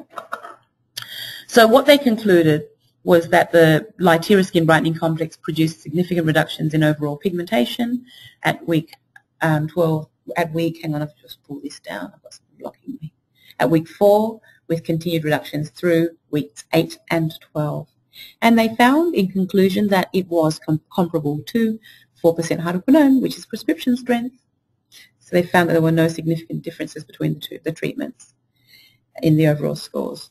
What they did find was that Lytera was very well tolerated, which is great. And that's been the message right throughout, how easy it is to use. We actually got to have a bit of a smell of just the brightening product, and we haven't seen the kit.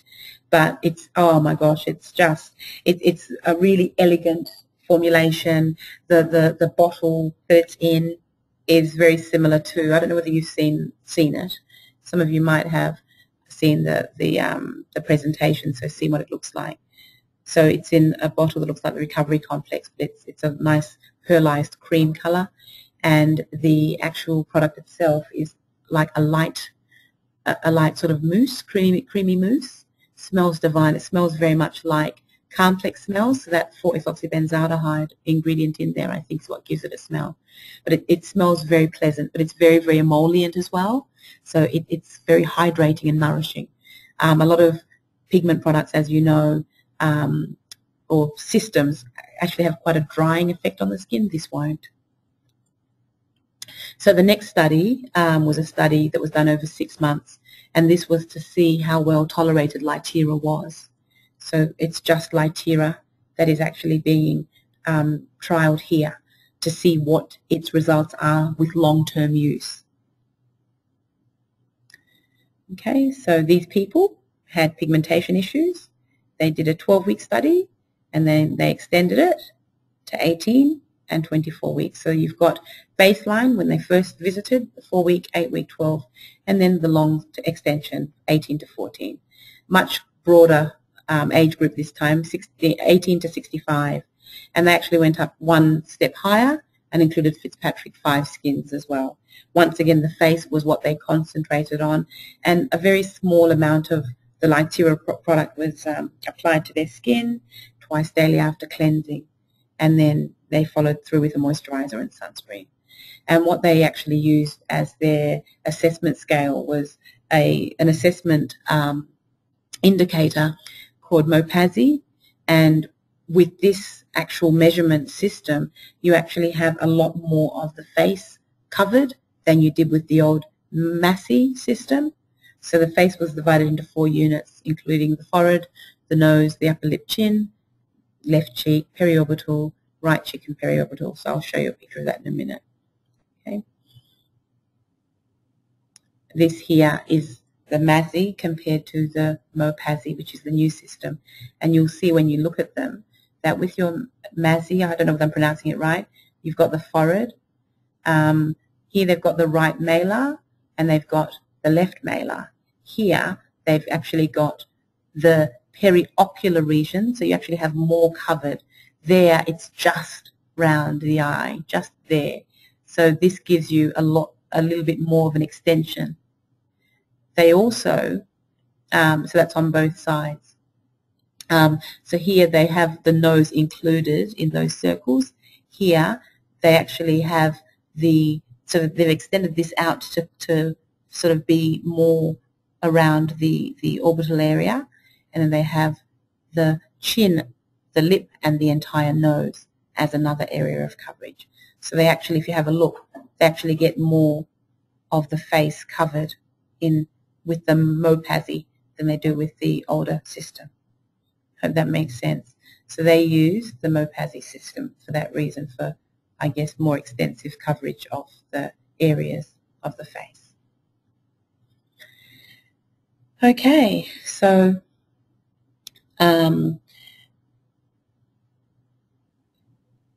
they basically had assessments done at all visits to the clinic for 8, 12, 24, using this this MOPASI as their assessment scale.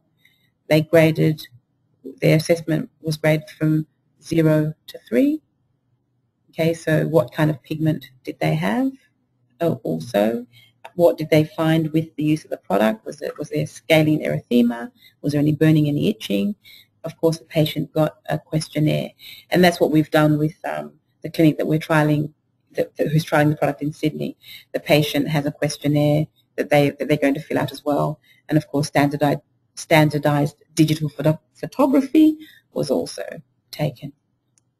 Okay, so 32 subjects were enrolled, and out of the 32 that were enrolled, 26 completed the 12-week study.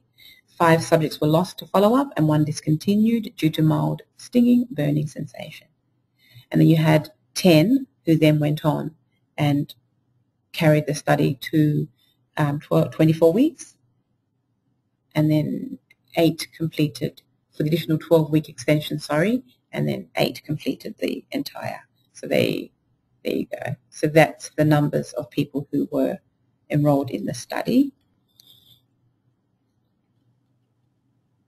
And so here they're basically showing significant reductions in mean MOPASI scores. I'm just trying to remember what I read for this particular one.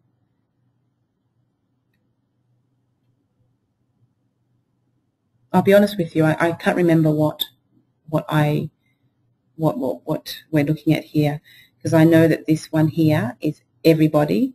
That's the cutoff point here at week 12, and then this is what happened when they continued. So I guess with the 2 groups that were enrolled, this is the outcome for those that were enrolled for 12 weeks, and the group that actually carried on to 24 weeks,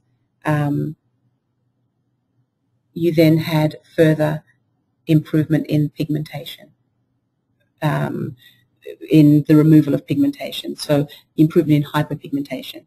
So I guess what they're saying is that quite similar outcome in both groups by week 12, and then as they continued to use the products over a longer period of time, you got more of a decrease in pigment as you went along.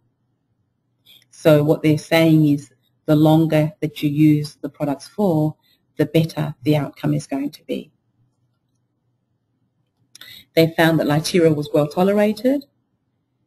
They found also that there was very little adverse events reporting, and that where there was adverse events reporting, where they carried on using it, it resolved without any consequence. Okay, they had the 1 subject that dropped out, but everyone else continued. So with the 2 that stayed in, the irritation rectified itself. There was nothing long-lasting. And what they found, as far as satisfaction goes, was after 4 weeks, there was an 81% satisfaction rate. They found that after 8 weeks, 92% of people were very happy. The 12-week period, 89%. By week 18, 90% were really happy. And then week 24, the ones that stayed were stoked. So you can see that it doesn't matter where along the way you stop. At each of those significant points, you had people who were happy with the results thus far. So this here is an Asian lady who has quite significant pigment, as you can see, mainly in this area here, the malar area. You can see that as she uses her pigment serum, it very significantly changes by the time that she gets to week 24. So this is her at baseline. This is her at week 12, week 18, and week 24. How good is that? And this is just product.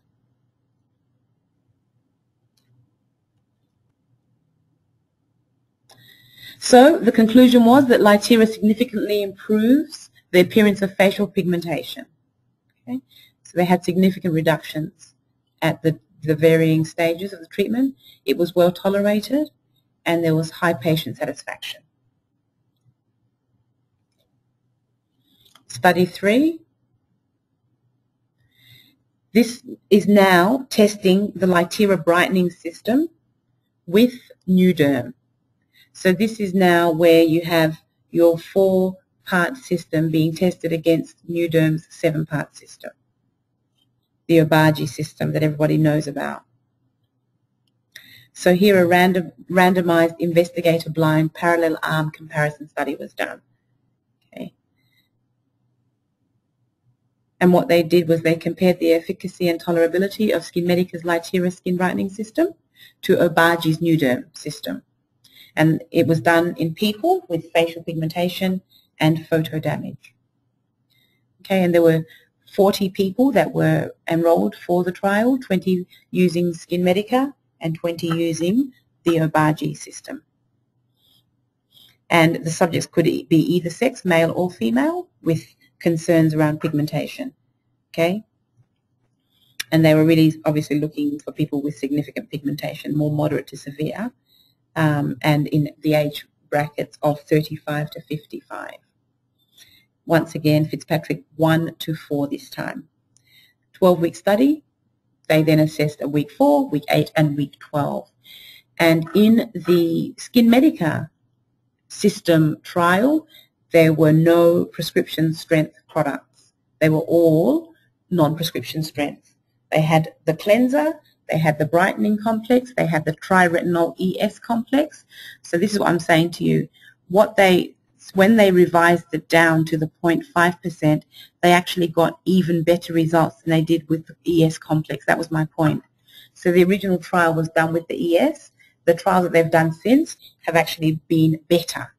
So what they're saying is that because of the results that they got and the significant improvement with the 0.5%, which is what the international market, have access to, they decided to go with that. They then used a physical sunscreen. Obagi, which is a 7-step program, has a foaming gel, a toner. They have their clear product, Exotherm cream, which is a phytic acid product. They've got a blender. I don't know any of these, but anyway, they've got a tretinoin cream, and then they have a sunscreen as well. So 7-step as opposed to 4-step.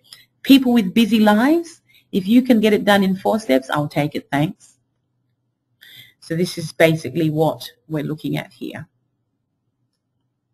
I think ours looks very schmeck, very, very new age, very modern.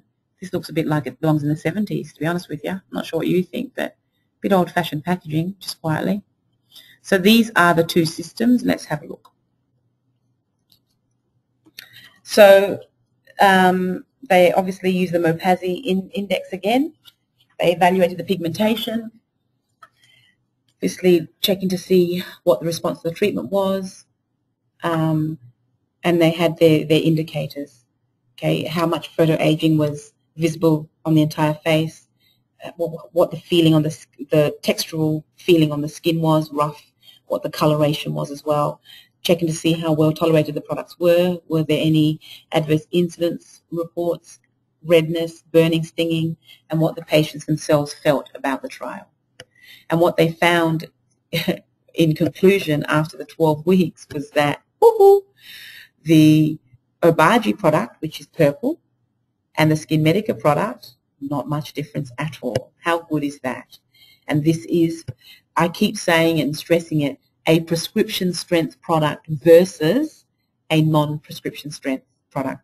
To me, that is the most powerful selling tool, that you have taken a 4% prescription strength and pitted it against a non, and this is what you're getting. How good is that?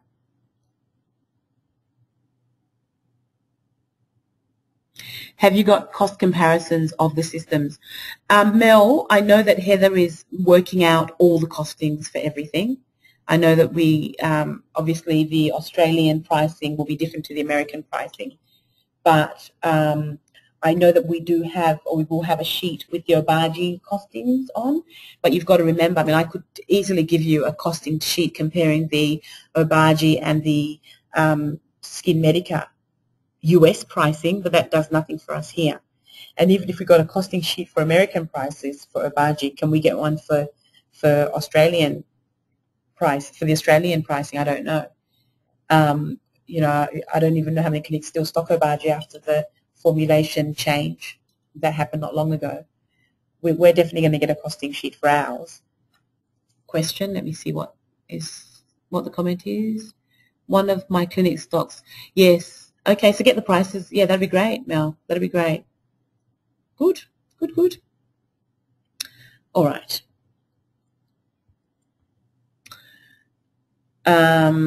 So you can see when they evaluated pigmentation, not a big difference between the two in week 12. And here, total response between the groups at week 12. What are they saying here? Let me have a look.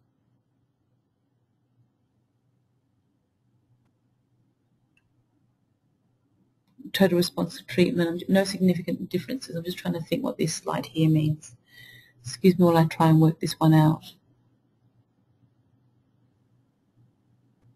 Okay, so using this little chart here, we're looking at about 3.5, a little bit less than 3.5, so very similar kind of improvement to the treatment, if you like. I'm not really sure whether this here means that they're moderate, so between a moderate and mild improvement, no change or worsening. So I'm thinking that what this shows, what they're trying to show here, is that between the two, after week 12, the response for whatever this was very similar. I'm not really sure. I'll have to find out exactly what this is, but I don't want to guess and make it up as I go along. But I think the comparison between the two they're showing is that there was no real difference between the two in whatever it is. We don't have to take that slide in. But this is what I wanted to get to. So this is Obagi after 12 weeks. So this is the start, and this is her skin after 12 weeks. Type 1 skin, 49-year-old. This is Skin Medica, a 61-year-old female, type 2 Fitzpatrick. Look how good that is, hey? You can really see fantastic difference. Look at this here compared to there. Even the forehead, all of that there. I'm very excited by this. Look how much clearer her skin is. So this is Skin Medica again. Hispanic female, Fitzpatrick 4. Look at the pigment. Look at that.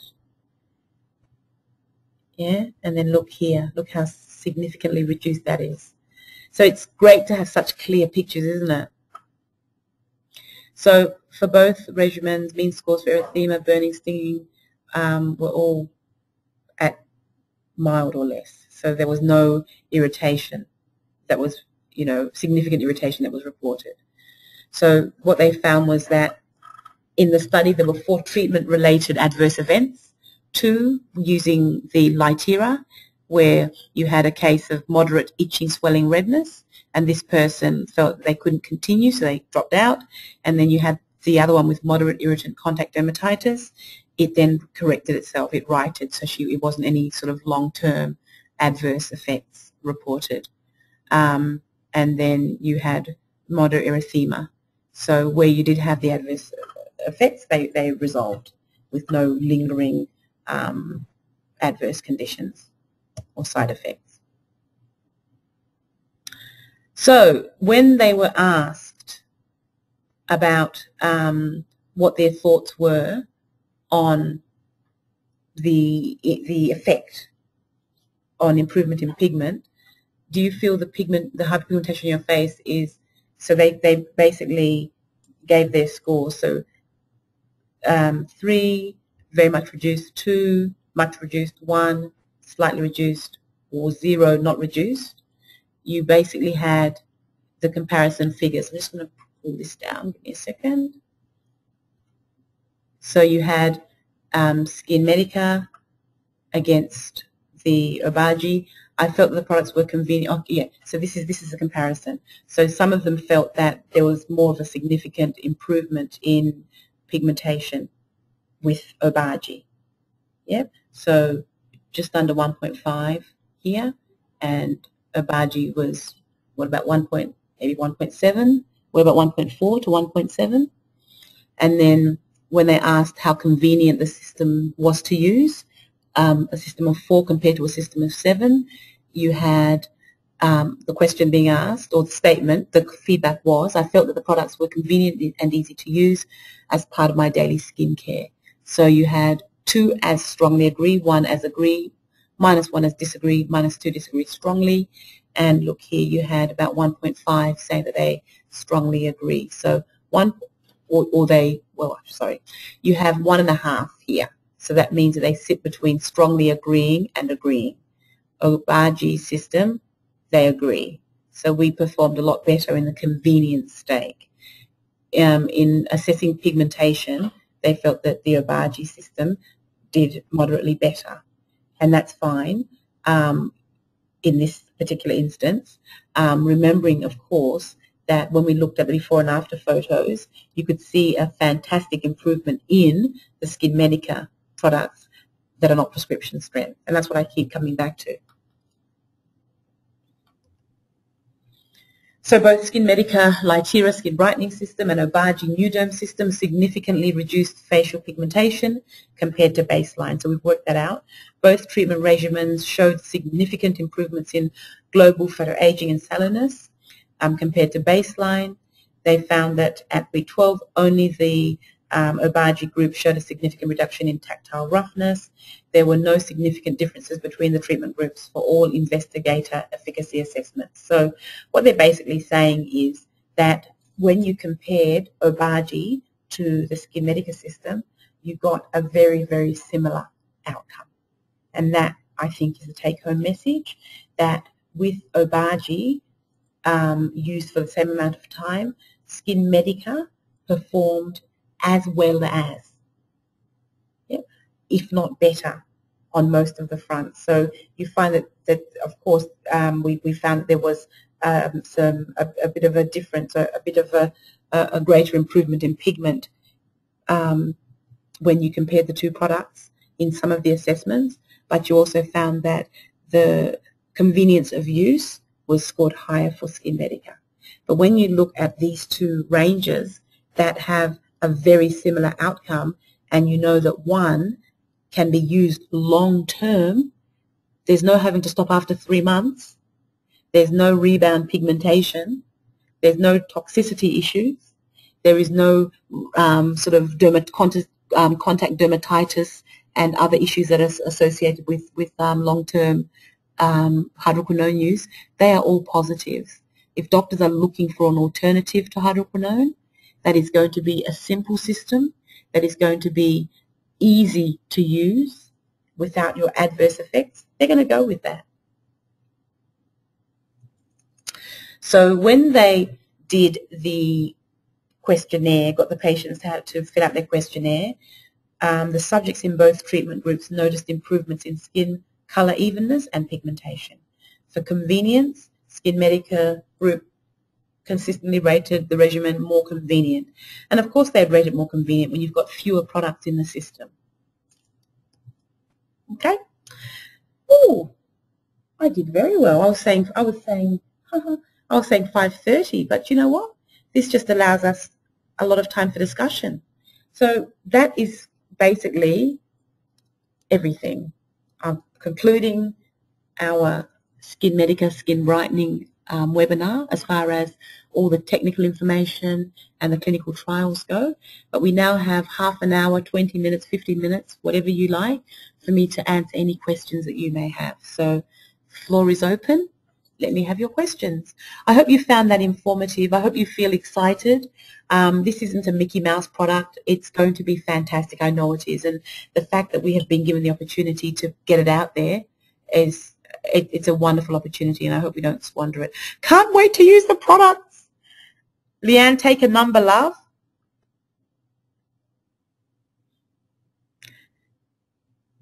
No questions. Wow. Are there any AHAs in the ingredients? I need to review that slide. We'll get you the slide, Catherine.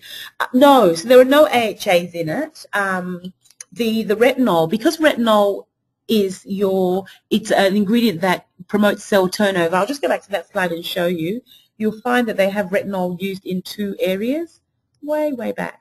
Retinol is used in 2 areas. They have retinol used where it's actually interfering with gene transcription in the nucleus, but they also have it up at the top where it's getting rid of pigmented cells at the stratum corneum level. So you'll notice there, where is it? Has it made a liar out of me? How dare it? Hang on, let me just find it. Hang on. There. So see up the top there where it has cell turnover? So they're using retinol to get rid of, to accelerate cell turnover. So because at the basal layer, you're actually having retinol actually introduced into the nucleus, it's going to improve or kickstart that cell and get it turning over more effectively and faster. It's also going to play a role in reducing the amount of tyrosinase that's produced. Then at the top, because those cells are turning over faster, you're going to have those cells sloughing off. So it has a two-pronged effect. But no, there are no exfoliants in the mix. But you see, once they have introduced this system to their regime and they are ready to then go into a clinic, they can then have peels or whatever. Now, if you had a clinic or a client that was already using an exfoliant or had a thick, leathery skin or a really sort of thickened skin because they haven't really used much of an exfoliant, if you were to add an AHA, you would only accelerate the process. It would only speed it up. So in these cases, if you have a look at all the women that were used in the trials, they're not really thickened sun-damaged skins. None of them are. Look at them. They're all quite evenly fine-textured skins. So if they're out here in Australia, where we have quite, you know, harsh conditions, you'd have quite a few with the leather handbags, you know, being sported. So, yeah, if you added an AHA to the mix, it would only help to improve your results, I can imagine. Good. That answers it perfectly. Would love to get information to compare triretinol with... Yes. You know, I'll even do it now. I mean, Heather's only across the way. Very informative. Can't wait to try the products. Is there anyone out there for whom it's as clear as mud? I hope not. Are you all thinking, yes, very clear, you understand how it sits, where to position it? Is that all clear? Once a result is achieved, do you need to continue product use for the long term? My answer to that, Kaz, would be that it might be a case of maybe cutting it back from one day, from AM, PM to maybe daily, because you then have to go on to maintenance, you see. And the idea is to not encourage the production of new pigment. So when I said that it's a lifelong thing, it really is a lifelong thing. What I can do is, so that I'm not giving you an airy-fairy answer, is to actually get specifics on that. So if they are to use it ongoing, how often do they need to use it? So can I get back to you on that, Kaz? Is that the point of that we encourage sales of the single product? Yeah. And it could be very well be at that point that you encourage sales. But I think what we're wanting to do is to get clearance of the problem as much as we can, and then they go on to maintenance. So let me come back to you with exactly what maintenance would look like. When are we going to have some to show people all the info? 1 week, 1 month, want to talk about it now to a new doctor tomorrow in case he asks when. No, I know you are, and I know, and it's always, when you're excited, it's a good time to get out there and do it, isn't it? But what I think you can do, Ellie, is invite him along to our launch, because I'm going to be coming across to Western Australia in March. So when I'm actually over there, Ellie, spending time with you when I'm doing my training, I'll be doing my launch of the product then. So I think what you guys can do is get out there and start to invite people. Ellie, if you just let them know that around that time, so you know when I'm going to be over there, so in that week I'll be launching. And then when we get the dates, I'll let you know. So I think you guys can, while you're all excited, go out there and start letting people know that we're going to be having a launch in March. And once the dates are confirmed, you'll get back to them with the dates. Is it possible to bring in the AHA product that Skin Medica has so we offer this in the same range? Absolutely. Yeah.